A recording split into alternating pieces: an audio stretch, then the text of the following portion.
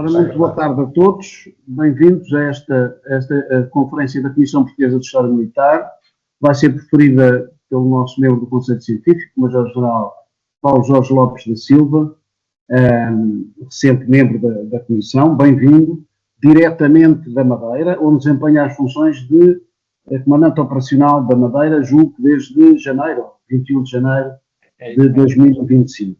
Bem-vindo a todos. A conferência que hoje vai ter lugar é sobre Angola militar da segunda metade do século XVIII, a sociedade de guerra, algo que, para quem nasceu em Angola como eu e viveu, diz muito também. É importante esta conferência. Vou apresentar muito rapidamente o general Lopes da Silva, que desempenha as funções de comandante operacional da Madeira. Ele é de cavalaria, tem mestrado, que é o que interessa para nós hoje aqui em termos desta sessão, tem um mestrado em História Militar, o tal mestrado feito em colaboração entre a Academia Militar e a Universidade dos Açores, tem obra publicada também de História, que eu já li, a Cavalaria Portuguesa na Guerra Peninsular em coautoria, e a última obra que é a História dos Regimentos do Exército Português, uma coordenação que me custou mais do que escrever 5 livros. Eu fui à apresentação do livro e às vezes essas coordenações são bem mais complexas do que propriamente escrever 3 ou 4 livros. Teve um percurso militar que passou por professor de História Militar, também no IAM, teve missão na RCA, teve missão na NATO, uma coisa importantíssima para um cavaleiro, obviamente, foi comandante do quartel da Cavalaria do Grupo de Castro de Combate, isso é muito mais importante que tudo, e segundo comandante da Brigada de Intervenção. Caro camarada e amigo, a palavra é tua, somos todos ouvidos. Muito obrigado, meu general. Naturalmente impõe-se um agradecimento inicial pela oportunidade que me foi dada neste fórum e de poder partilhar um interesse e investigação que tenho feito nesta matéria e que com muito gosto hoje faço. Vou aqui partilhar a apresentação. São apenas um pequeno conjunto de slides, mas de qualquer maneira ajudam a acompanhar esta comunicação que vou fazer. E esta comunicação é, no fundo, uma pequena viagem que vamos fazer durante os próximos minutos sobre a presença portuguesa por terras de Angola, durante a segunda metade do século XVIII, e através do qual eu vou procurar que se consigam identificar os contornos daquilo que foi a presença e a atuação portuguesa, em particular dos militares, como é óbvio, aos níveis político, estratégico, social e militar. Para este efeito, esta gravura é importante porque quando falamos em terras de Angola, o que se pretende é que se entenda um espaço geográfico de influência portuguesa nesta região, obviamente, com limites algo indefinidos, mas que era nesta altura conhecido e designado como Capitania General do Reino de Angola e suas dependências, e que, de uma forma abreviada, correspondia àquilo que era o conjunto dos reinos de Angola e de Benguela, aqui bem identificados nesta figura. É importante dizer também que esta nossa presença em Angola tem sido, não só neste período, mas ao longo de toda a história, é uma verdadeira encruzilhada de acontecimentos e comportamentos, é realmente muito complexo. Realmente, até quando se procuram as fontes e se procura confrontar algumas abordagens mais elogiosas com outras autores coesos que têm outras opiniões sobre isso, foi essa a minha abordagem. Mas é como eu e muita gente chama, uma fonte de emoções. Desperta a maior curiosidade, mas tem esta sua complexidade.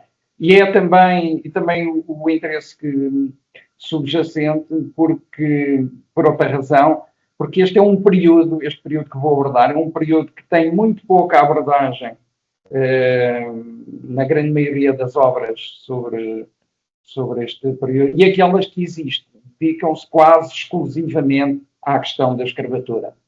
E eu, portanto, vou procurar ir um bocadinho mais além, procurar perceber essa dinâmica da escravatura e como é que tudo tinha lugar. Talvez seja, e acho interessante, que Gastão Sousa Dias, na sua obra Os Portugueses em Angola, refere que é capaz de estontear a cabeça mais disciplinada e mais bem organizada. Talvez seja por isso que muita gente foge a este período, mas está o desafio lançado.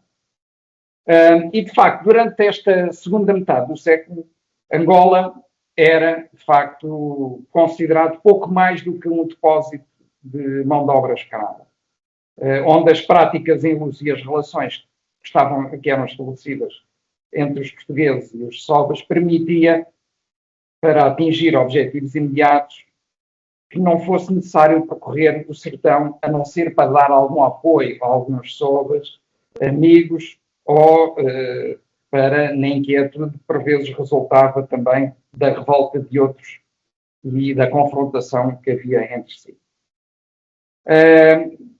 Com os interesses imediatos de Portugal bem definidos, ou seja, dar a prioridade à exploração da área económica brasileira, com o apoio da potência marítima, neste virar de metade do século, Angola, como já referi, era um ponto de apoio para essa área económica brasileira e era ainda um espaço territorial por desbravar. O conhecimento português que havia sobre esta região, que acabei de referir, limitava-se genericamente ao litoral e ao leito de alguns rios, primeiro por falta de meios para sustentar outras pretensões, mas também muito por culpa da pressão que era colocada por outras potências coloniais, na sua ambição também de procurar novos mercados e que motivava que os portugueses se concentrassem e tentassem controlar essa faixa costeira. Relativamente ao contexto geopolítico e estratégico europeu enquadrante desta presença em Angola, importa recordar brevemente que este século XVIII era na Europa um século marcado pela conflitualidade entre potências e sustentadas diplomaticamente numa dinâmica de alianças militares com uma clara tendência continental. Já tinha sido identificado por esta grande maioria das potências de que existia, e essa era a percepção, de que a Grã-Bretanha era o verdadeiro adversário, que se tornava hegemónica no mar. Nesta segunda metade do século, como sabemos, os principais acontecimentos acabam por ter lugar de um lado e do outro do Atlântico, e falo de Guerra dos 7 Anos, Guerra da Independência Americana, Revolução Francesa, e por isso o Atlântico passou a ter um valor político-estratégico muito mais significativo. Deixou de ser uma simples via de comunicação e passou a constituir um conjunto de áreas específicas dotadas de força política própria. É claro, Portugal encontrava-se praticamente em todas as zonas estratégicas onde estes confrontos tinham mais força e, por isso, era impossível a Portugal manter-se numa neutralidade, se assim se pode dizer, uma vez que estava no centro das decisões político-estratégicas. Todas as potências procuravam projetar e expandir o seu poder militar e económico, encetavam esforços no sentido de garantir pontos de apoio para as suas armadas, para as feitorias, para os mercados e obterem matérias-primas para apoio ao seu desenvolvimento. Daí o renovado interesse que Portugal passou a dedicar ao Atlântico Sul em termos de política externa. Perante esta envolvente, tornava-se evidente a Portugal a necessidade de preservar os domínios ultramarinos, fundamentalmente nesta área do Atlântico Sul, e a sua ligação ao RAN enquanto fontes de desenvolvimento económico e de liberdade de ação. Aliás, Neste propósito, foi muito importante o acordo que estabeleceu com a Espanha logo em 1750, com o Tratado de Madrid, que ajudou a consolidar um bocadinho esta estratégia ultramarina. Nesta altura, portanto, perante esta envolvente, tornava-se evidente para Portugal a necessidade de preservar os domínios ultramarinos, fundamentalmente na área do Atlântico Sul, e a sua ligação ao Reino enquanto fonte de desenvolvimento económico e de liberdade de ação. No entanto, quer a distância e a dispersão destes domínios, quer a falta de meios para os proteger, impunham a manutenção da aliança com a potência marítima, ainda que isso pudesse significar a ameaça de outras potências. Em termos de estratégia ultramarina, aquilo a que se assistiu em termos de ação política foi o reforço da presença do Estado levado a efeito para a coroa, sobre a ordem administrativa de capitanias gerais aos Estados, para as quais eram nomeados representantes de confiança do soberano. As consequências desta política fizeram-se sentir desde logo nos domínios ultramarinos, mas nesta capitania geral e governo do Reino de Angola ainda se mantinha uma linha de continuidade da dependência do Brasil. Mas nas altas esferas da administração central começava também a ganhar outra ideia, que os domínios ultramarinos da costa ocidental da África eram indispensáveis não apenas ao fomento do Brasil, como do antecedente, mas também do seu próprio desenvolvimento.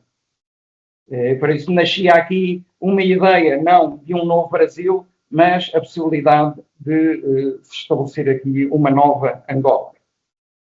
Para além da importância fundamental que Angola tinha para a atividade económica do Brasil, portanto, havia essa capacidade de desenvolvimento, porque pela existência de importantes recursos nesta região, pelas virtudes da sua localização geográfica, que também era muito importante, com todas as vantagens para a navegação e para a ligação entre os diversos continentes.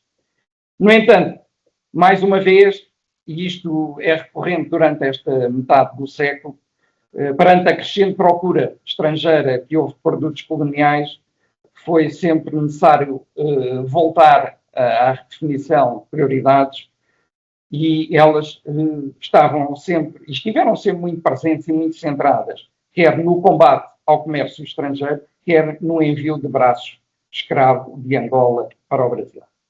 Relativamente às dominantes económicas desta estratégia, e à semelhança do que acontecia com outros países que tinham colónias, vigorava o pacto colonial, que se concretizava através da obtenção e da manutenção do monopólio do comércio com as colónias. Segundo os princípios deste sistema, portanto, os domínios ultramarinos existiam para alimentar as necessidades de matérias-primas do reino. Por esta altura, tal como praticamente durante todo o século XVIII, a faixa ocidental da África era reconhecida como este grande alimentador, continuava a ser de mão de obra escrava, e porque os grandes lucros obtidos através desta escravatura e as próprias necessidades de mão de obra levavam a navegação estrangeira a sentir-se bastante atraída por estes portos desta faixa, incluindo, naturalmente, os de Angola. E, portanto, falamos holandeses, ingleses e franceses, numa concorrência que, naturalmente, era lesiva dos interesses comerciais portugueses.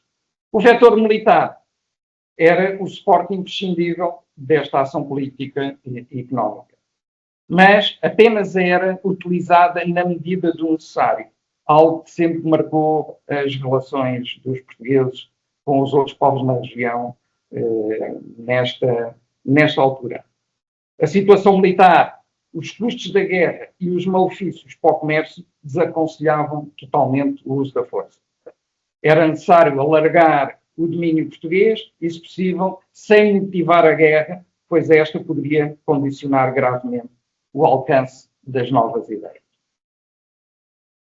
Sobre a realidade dos factos em Angola, ou por terras de Angola, como referi inicialmente, diga-se que este período em questão decorre de forma genérica, desde a chegada a Angola de Conde de Lavradio, no início de 1749, até ao fim da governação de Dom Miguel António de Melo, em 1802. Num conjunto, diga-se, de 11 governos de Angola que decorreram durante esta segunda metade do século.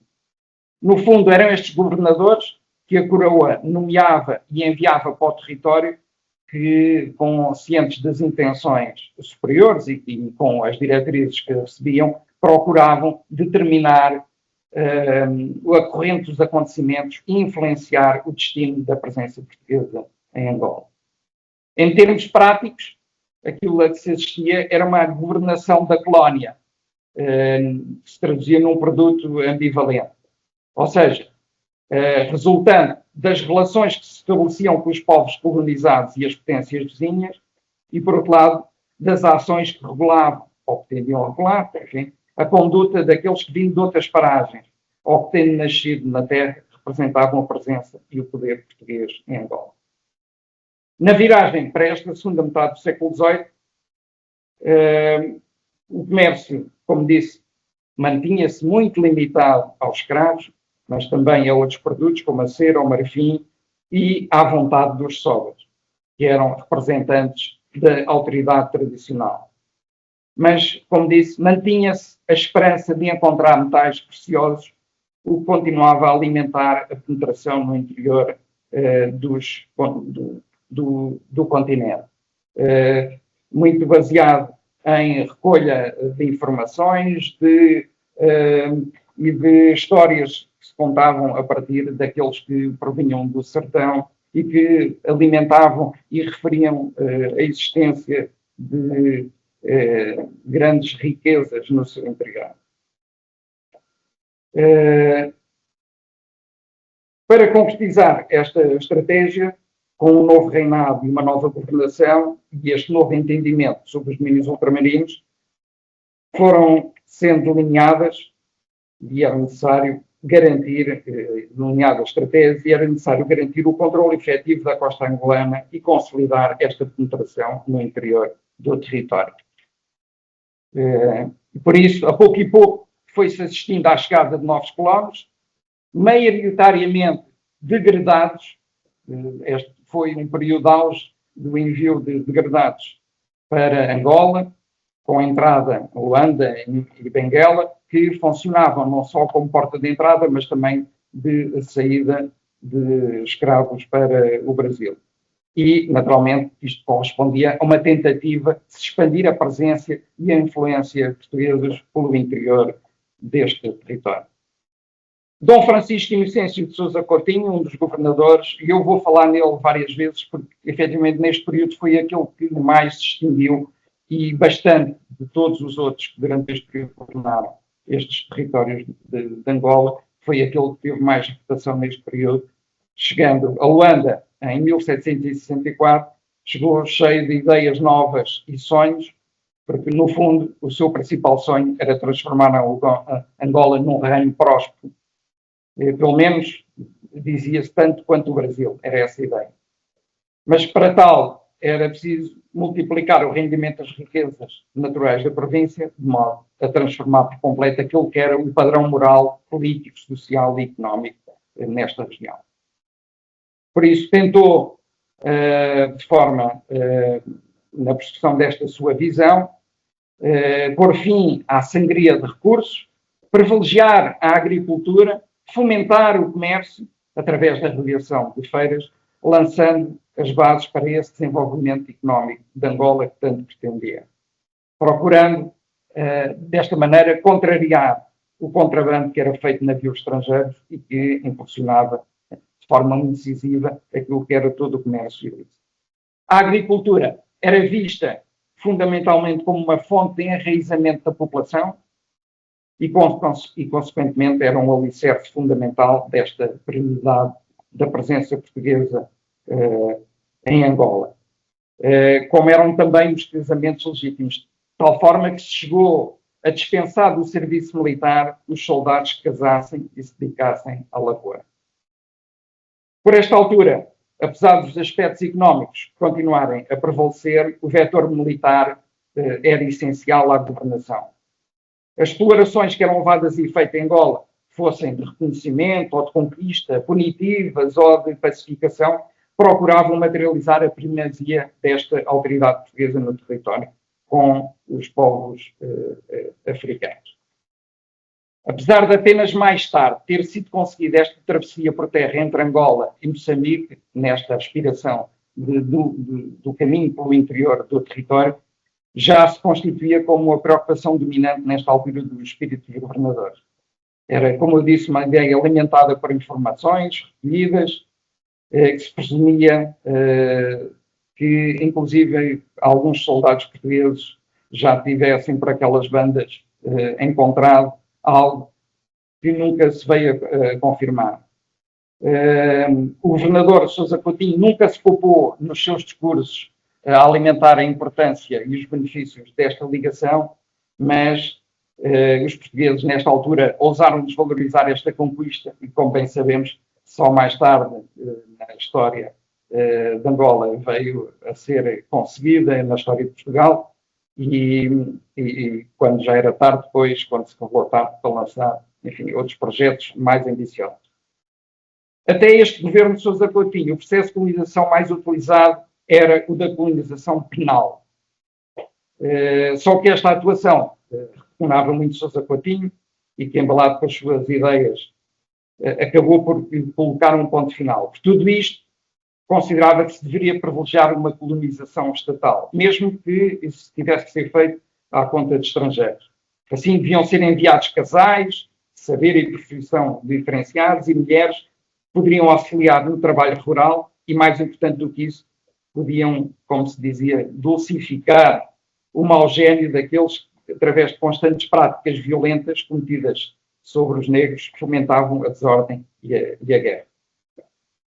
Estas ideias eram muito boas, mas na prática pouco se chegou a concretizar com a falta de continuidade dos seus sucessores. Em termos daquilo que era a estrutura e a sociedade da sociedade luso-angolana, a presença portuguesa em Angola estava estruturada de forma simples, mas que era tão simples quanto frágil. O território estava dividido em presídios e distritos, administrados por capitães-mores, integrando determinados soados sob a liderança de sobas, que tinham de ser reconhecidos como tal pelos capitães-mores. Com o governador-geral em Luanda e o capitão-governador em Benguela, os poucos serviços estavam quase todos entregues aos militares e as relações com os sobas e os moradores, que eram brancos, pardos ou pretos, a quem se correspondia e a quem correspondia um estatuto que implicava o desempenho de funções militares e administrativas, dizia eu que estava estas relações entregues a estes militares num regime feudal divididos entre a soberania e a amizade. Este processo de assimilação materializou-se no desenvolvimento de um regime que é habitualmente caracterizado e conhecido sob a designação de feudalismo luso-africano. Dadas as circunstâncias, e sendo de todo impossível garantir a cobertura militar de todo o espaço angolano, a submissão de um SOBA acabava por significar um importante alargamento da influência política portuguesa e, consequentemente, o desenvolvimento do comércio, através do qual se saneavam as finanças públicas e se expandia a presença portuguesa, com salutar reflexos no processo da culturação. De um modo geral, era esta a situação que se vivia na faixa costeira, entre Luanda e Benguela e ao longo do Kwanza. No fundo, nos territórios onde a presença portuguesa era efetiva, uma vez que a capacidade de intervenção das forças portuguesas no sertão era ainda mesmo muito reduzida. Por um lado, quanto mais o comércio de escravos se desenvolvia, mais a diferença entre homens e mulheres se acentuava na população. Esta foi uma realidade que estimulou e incrementou o casamento entre brancos e negros, fomentando o desenvolvimento de uma classe média angolana que incluía luso-africanos e portugueses nascidos em Angola. Assim, no seu todo, a população de Angola sujeita diretamente à autoridade portuguesa, estava organizada em 3 castas diferentes, uma de europeus, outra de indígenas e uma terceira formada desta miscigenação das 2 primeiras, designando-se, como está aqui no slide, como, pela sua aparência, como branca, parda ou fusca e negra ou indígena. O exército de Angola era composto por conjunto de militares de proveniência e cor diversa entre portugueses, luso-africanos, brasileiros e africanos, aos quais se juntavam, quando necessário, os negros empacaceiros solicitados aos sobres. O dispositivo militar em Angola era maioritariamente guarnecido por tropas regulares, pagas, já falarei mais à frente também, onde se incluíam desde militares profissionais, normalmente aqueles que tutelavam e comandavam as forças, e até degradados, a grande maioria, sem qualquer treino para combate. Para renovar as tropas da guarnição militar de Angola, fazia-se uso do recrutamento junto da metrópole, do Brasil e das Ilhas Atlânticas, mas o mesmo revelou-se claramente insuficiente. Desde logo, porque as levas de homens transportados diretamente para Angola, a partir das zonas mais temperadas, sucumbiam às doenças e a mortalidade era bastante elevada. Devido à grande dificuldade que existia em conseguir recrutar voluntários para o serviço militar em Angola, a maioria dos soldados eram degradados, essencialmente, e eram enviados essencialmente para os presídios situados no interior, onde cumpriam as suas penas de degredo, e por outro lado também recrutas locais que a administração procurava mobilizar junto da população. O desprezo, por vezes, era tanto, para além do normal recrutamento de indivíduos sem qualquer preparação militar, eram recrutados adolescentes com a idade inferior aos 15 anos, que estava estabelecido como idade mínima ao serviço militar nesta altura. Abordando agora a questão da dimensão militar, mais em concreto, desta presença e atuação por terras de Angola, refira-se que a forma de fazer a guerra em Angola era bem diferente daquela que tinha lugar na Europa, onde os antagonistas possuíam forças e tecnologias semelhantes ou bastante aproximadas e se defrontavam numa mesma linguagem de guerra. Em Angola, como noutros territórios, os portugueses continuavam a organizar-se e a combater de uma forma bastante simples e flexível. As forças nativas que os portugueses defrontaram em Angola foram adquirindo uma natureza profissional, especialmente treinados para a guerra. Quando entravam em contacto com o adversário, iniciavam o combate adotando uma formação dispersa, com ataques de flechas, seguindo-se uma carga que promovia o combate corpo a corpo, onde se procurava a decisão da contenda. Contudo, não faziam muita questão de repetir desde logo este procedimento, procurando fazê-lo em momentos considerados próprios e judiciosamente preparados, nem para isso tivessem que esperar alguns dias. Este tipo de combate, enfim, que nos faz muito lembrar no modus operandi da guerra de guerrilha, prolongava os combates e as batalhas no tempo, tornando difícil a obtenção de uma vitória decisiva.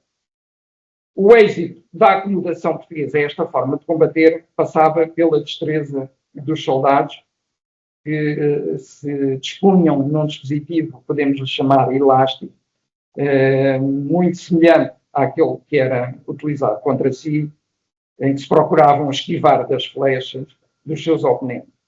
A decisão do combate era tentada nos instantes que antecediam a carga em direção ao combate corpo a corpo, e para o qual muito contribuiu, a dada altura, a introdução da artilharia e a utilização da cavalaria, quando estavam disponíveis, já irei falar mesmo, e mesmo em número reduzido, porque tinham um impacto psicológico muito grande, diria até, e na grande maioria das vezes, os relatos que nos chegaram, sobrepondo-se inclusive ao efeito do seu emprego.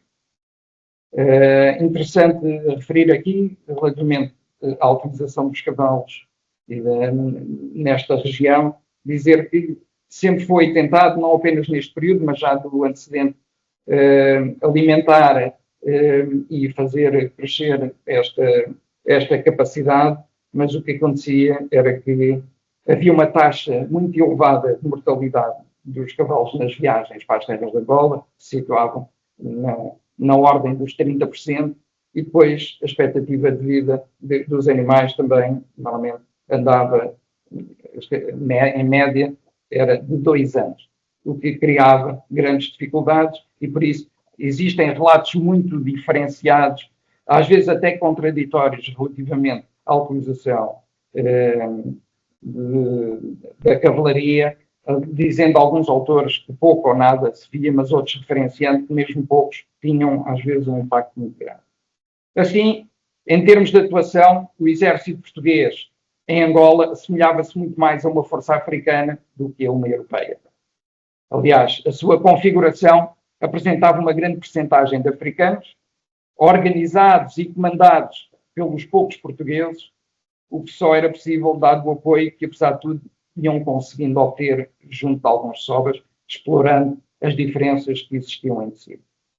Os conflitos armados entre os portugueses e alguns sovados mais identificados com as dificuldades portuguesas acabavam por acontecer no interior do território. Com as guarnições militares dos presídios, mais fácil ou dificilmente iam conseguindo resolver estas contendas, só mesmo em casos de força maior é que os governadores ordenavam a concretização de expedições punitivas.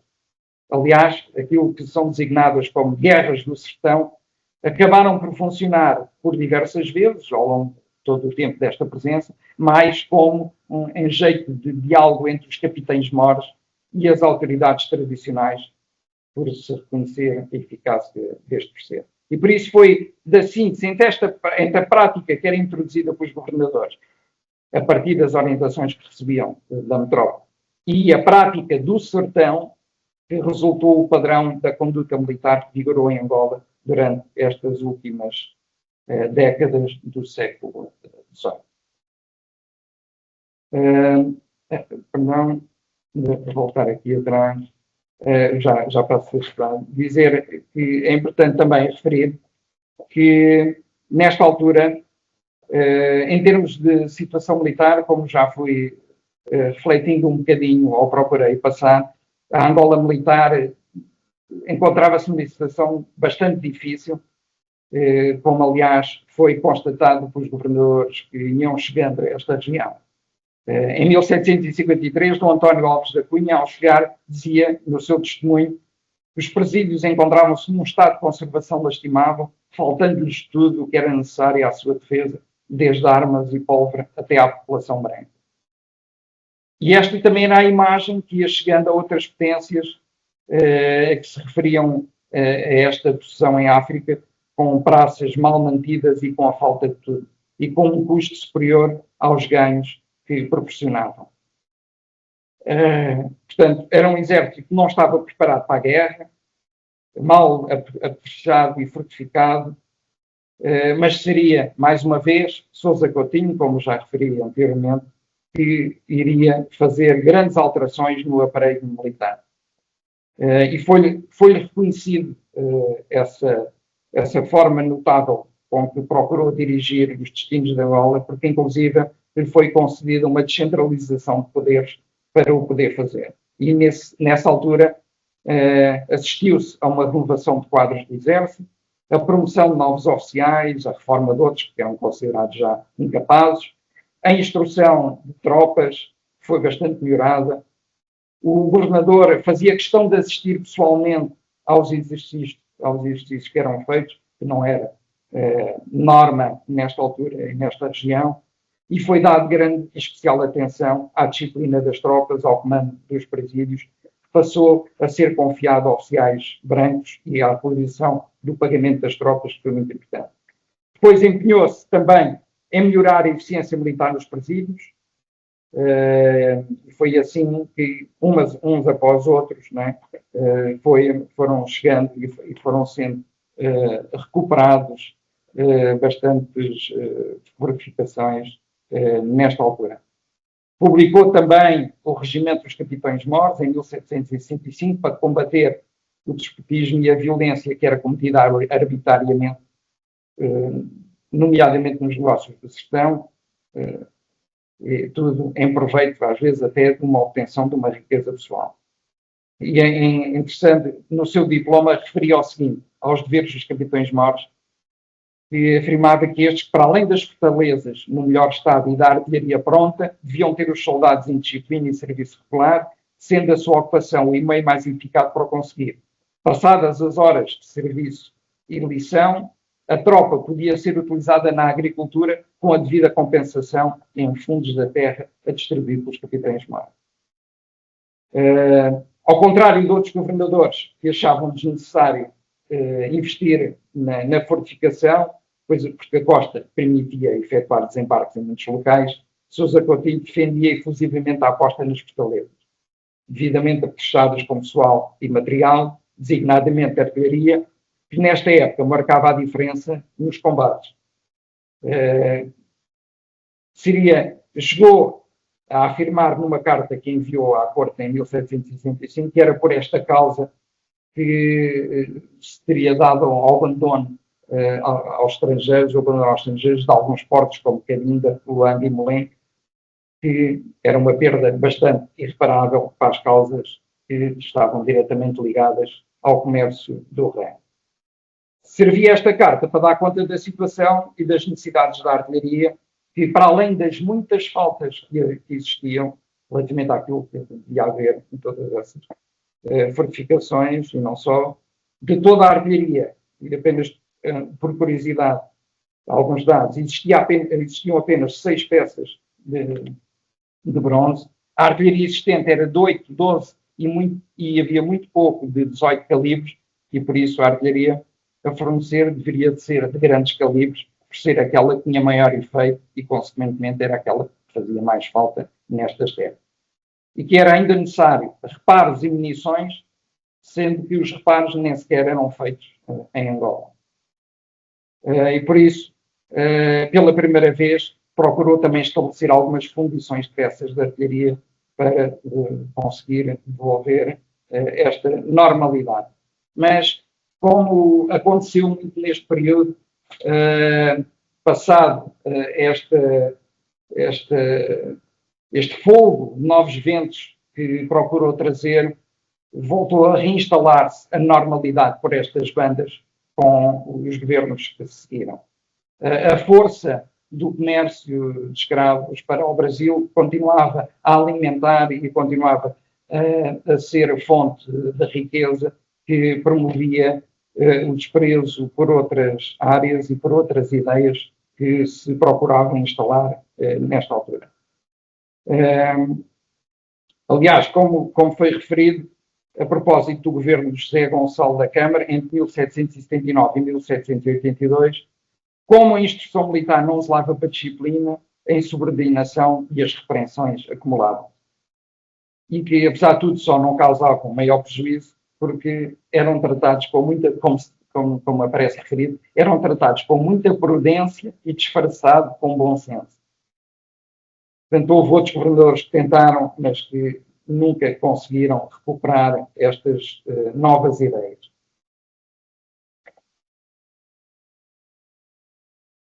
Terminar, apresento aqui, porque acho interessante, aquilo que era supostamente a guarnição militar de Angola, que terá sido instituída com o governo de Sousa Coutinho e que aparece depois em documentos oficiais referenciados já em 1819 como sendo aquilo que seria a forma como o aparelho militar estava organizado e estava estruturado em Angola. Portanto, uma primeira linha de tropas pagas, constituída, como ali se vê, para o Regimento de Infantaria de Luanda, e depois companhias dispersas por diversos locais do território onde essa presença se fazia sentir. Depois, uma segunda e terceira linha de tropas que não eram pagas, mas uma segunda linha com ditas designadas milícias, com o regimento em Luanda, e depois 28 companhias noutros locais, e finalmente uma terceira linha de ordenanças de Portugal que era, digamos, convocado, se assim se pode dizer, que era alistado quando havia necessidade de fazer essas explorações e de encetar pelo sertão de Angola algumas ações que tendiam, como referi anteriormente, a punir ou a proteger alguns sobras consoante esse tipo de relação.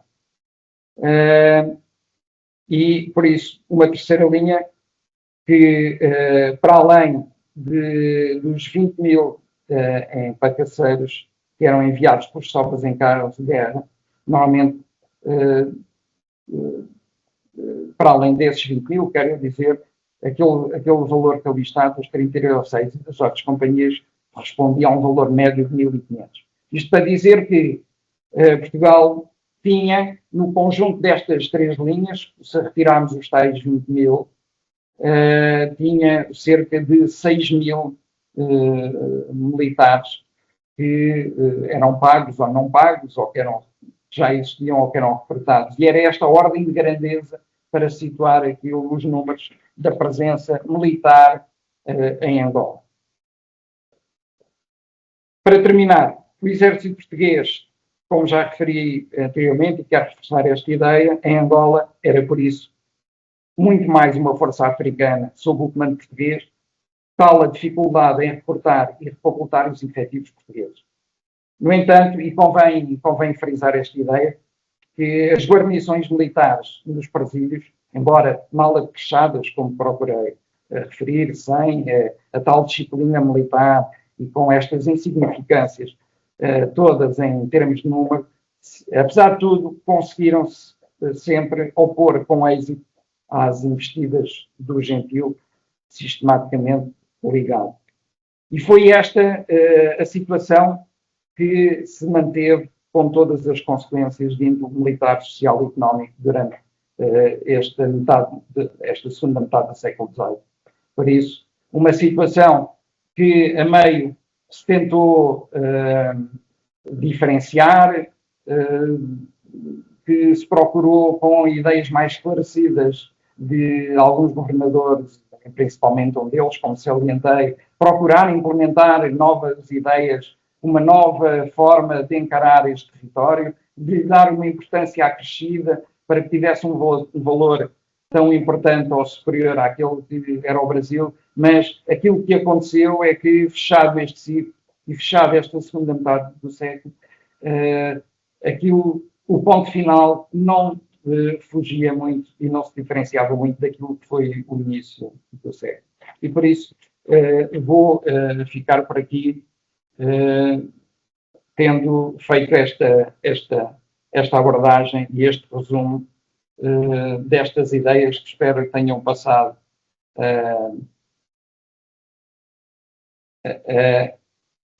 uma ideia geral sobre aquilo que foi a presença portuguesa nesta segunda metade do século. Fico à disposição para algum comentário ou alguma pergunta que possam querer fazer e que eu não tenha abordado. Obrigado.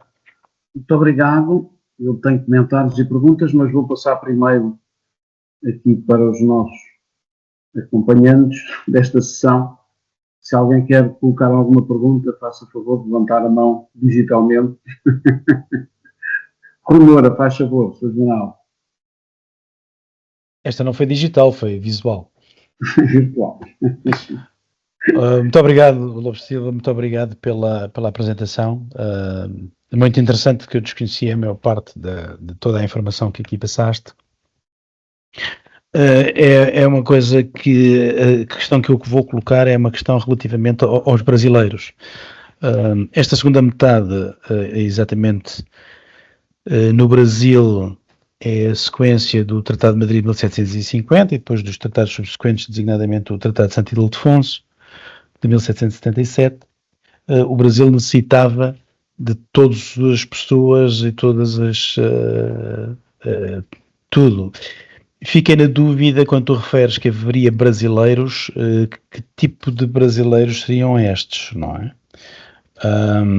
Porque o movimento mais natural seria um movimento essencialmente de escravos de Angola para o Brasil, e eventualmente movimento de outros portugueses que vissem no Brasil uma terra de mais sucesso ou possível vantagem do que propriamente Angola. E, portanto, se há registros ou não há registros, que brasileiros eram estes e como é que eles se integravam? Era a primeira pergunta. A segunda pergunta, se há registros, portanto, estas estruturas coloniais muitas vezes eram ordens de batalha, não é? Muitas vezes não eram preenchidas na totalidade. Eu, principalmente, quando vejo ali assim, então as segundas linhas e as terceiras linhas, aquilo era uma ordem de batalha, pronto, ficava no papel, não era propriamente uma coisa para ser depois inscrita. Mas a questão é, da tua investigação, se descobriste que documentação, quer das outras... dos outros regimentos que não fossem só em exclusivo aqueles de Luanda e Bengala, e se há registros também dessas tais operações contra o gentio, se há registros e consequências, datas e locais com mais alguma precisão, que uma pessoa possa ter um bocadinho a noção do que teria sido realmente este tipo de intervenção militar na própria Angola. E ficaria já por aqui. Obrigado. Bom, efetivamente, relativamente ao Brasil, estas referências a brasileiros aparecem em alguma documentação, sem números, mas para expressar uma ideia de que a presença militar em Angola era muito dispersa em termos de origens. E, portanto, a coroa procurava canalizar para este território todas as pessoas que pudessem alimentar este desejo de uma nova Angola. E, portanto, na prática, o que acontecia é que a grande maioria eram degradados. Este foi, efetivamente, o ponto mais elevado, o ponto mais alto, digamos, deste remessa de degradados para Angola, aconteceu precisamente neste período.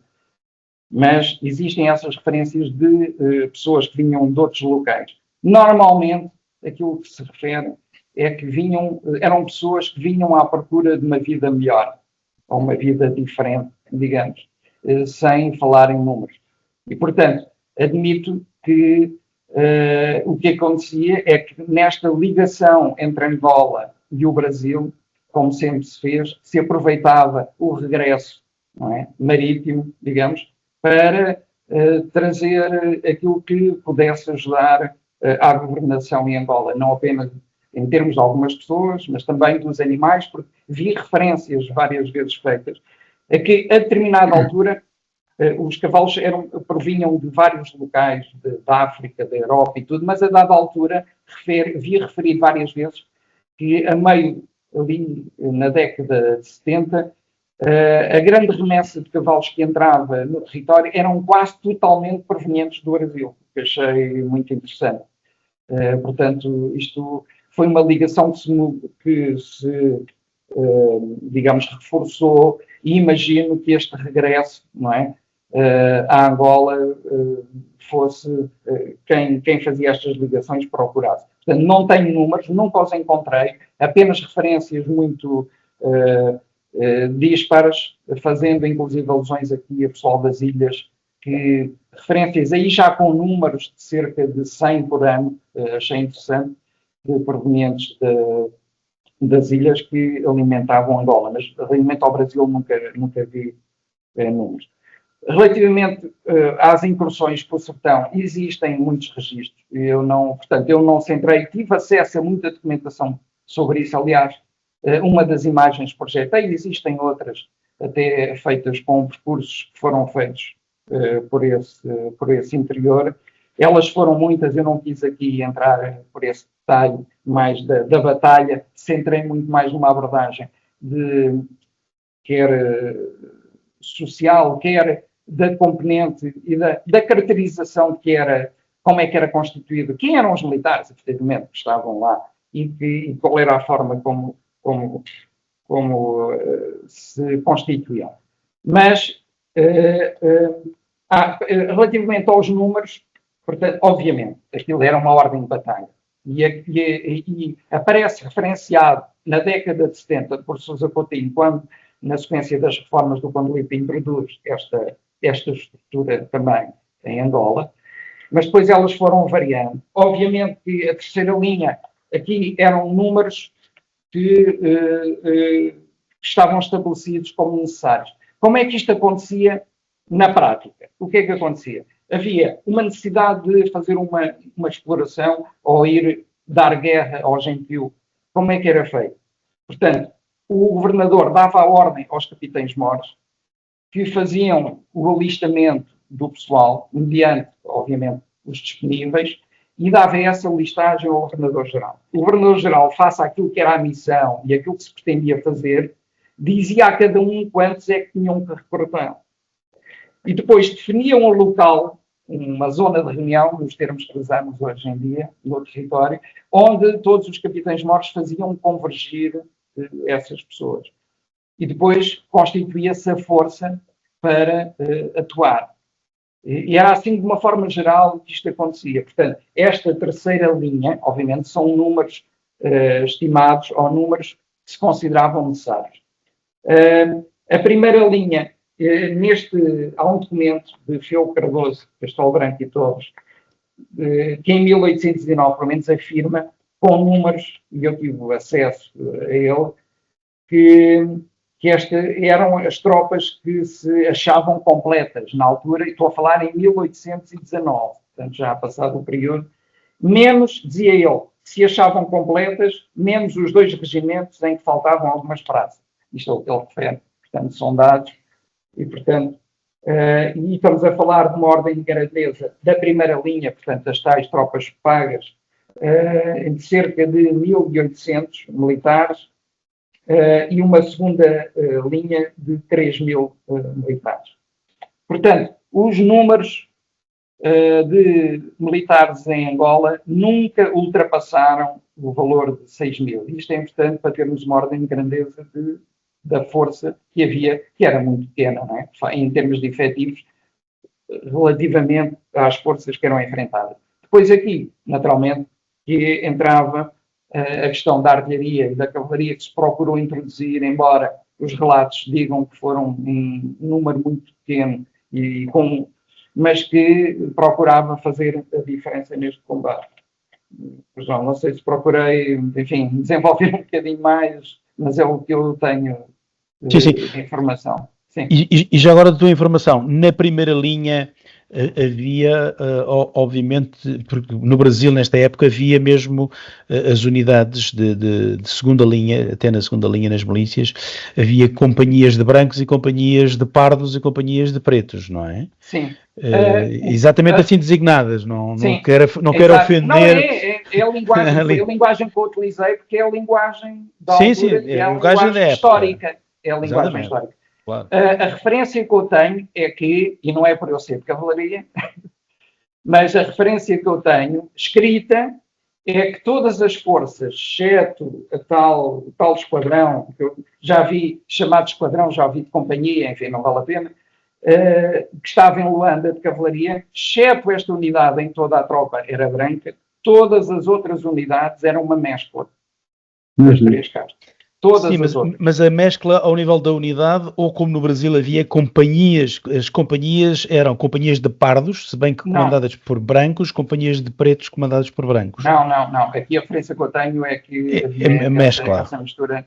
A diferenciação era no comando das forças. Efetivamente aí, portanto, até se procuraram, a dada altura, enviar, e há vários registros a dizer da grande diferença que havia entre a qualidade dos militares que comandavam e aqueles que eram comandados. A diferença era bastante grande. Aí os governadores sempre fizeram questão de manter essa diferença e de manter no comando das forças gente boa, capaz, instruída, que fizesse essa diferença e que procurasse colocar alguma disciplina, que era o mais importante nesta altura, porque o treino era pouco ou nenhum. Exato. O que prevalecia aqui era a disciplina que se procurava impor. E depois, dando, digamos, objetivo e dando a esses militares uma recompensa, não é? Que normalmente nestas incursões acabavam, enfim, por ter nos territórios onde atuavam. Não é? Obrigado. Uma expressão que eu ouvi em Angola, dos empacaceiros, tanto significava no meu tempo caçadores de pacaças, mas neste tempo eram os tais carregadores, na prática, no fundo eram os soldados de rego, eram os indígenas que acompanhavam mais as operações, aqueles 200 mil eram os que estavas a dizer que faziam, que reuniam e que acompanhavam, porque esses não eram determinantes, aliás era a terceira linha, era a ordenança. Mas é engraçado como a expressão depois ficou, eu estava a ver lá há pouco, ficou até porque isso era mesmo os militares que estavam em África durante a guerra, obviamente chamavam os empacaceiros, os caçadores de pacaças, que às vezes também tinham outras missões que não só essa, para acompanhar a tropa portuguesa. Isso era interessante. Sim, mas alguns registros que eu encontrei aqui dos empacaceiros realmente falam de alguns como tropa profissional que era recrutada pelos soldados e era enviado, e também dos carregadores, consoante as necessidades, que lá está a volta a dizer. Não é? Portanto, eles eram utilizados nesses dois tipos de missões, consoante a necessidade daquilo que era a missão. Exato. Muito obrigado. Eu tinha, obviamente, das considerações a fazer. O período também é longo, mesmo sendo a segunda metade do século XVIII. Há ali um período em que a questão dos escravos se coloca e, portanto, a diversificação da economia passou a ser fundamental, como também já era a questão do povoamento que o nosso general Rui Moura falou há pouco, e daí o esforço até para apanhar os brasileiros que vinham nos navios. E portanto, mas tudo o resto, tudo isso era importante, povoamento e simultaneamente diversificação da economia, mas acho que ficamos cientes, todos nós, de que este é um período pouco estudado da história, mesmo para quem esteve em Angola, e daí, obviamente, haver aqui novidades que são importantes de um trabalho que já tinhas escrito e também já tinhas apresentado, digamos, num fórum muito limitado. Aqui fica mais aberto, será publicado no YouTube e, obviamente, aí terá mais acesso do que pela primeira vez numa sessão de Teams, depois do Zoom, isto foi difícil hoje. Vamos todos ter formação e haver treinos antes das próximas sessões. Obviamente o Zoom é que ainda vem dominando, apesar dos condicionamentos impostos ultimamente, designadamente às próprias universidades. Muito obrigado mais uma vez. Continuação de uma boa missão por terras da Madeira e vamos acompanhando e vai acompanhando também a Comissão. Um grande abraço e até à próxima. Muito obrigado a todos. Obrigado a todos. Obrigado.